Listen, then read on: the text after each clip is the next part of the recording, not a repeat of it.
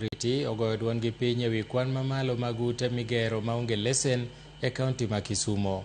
Wechegi mawuok e kinde ma limbe ma duond nero notimo e sub-kaunti ma Seme, kama ne giyango ni thoth ute migero e kauntino kata e sub-kauntino ok opuodhi kendo onge obok mayango gedo margi ka giluor ni nyalo bedo ni igerogi kata gi joma onge kod lony moromo. E twak margi gi jofwambo, duol nero wacho ni gitiyo machiegni gi tend kaunti ma Kisumo kod migepe mamoko e neno ni ute migero obedo moluwore kod chike duto mag gedo e pachoka, kama oting'o yudo puoth kowuok kuom duol mochung' ne alwora e pachoka NEMA kod yudo obok mag gedo kowuok kuomgi kod apise mamoko. Kuom mano gikwayo joket mwandu kod jogedo mondo olure gi chike mowinjore. Kisumu,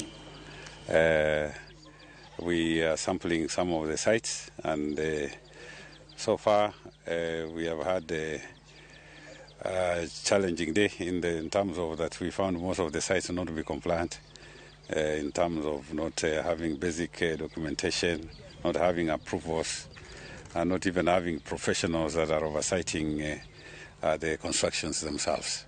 So most likely the people who are undertaking the works are people who do not qualify to be called a contractor, and they are practicing illegally.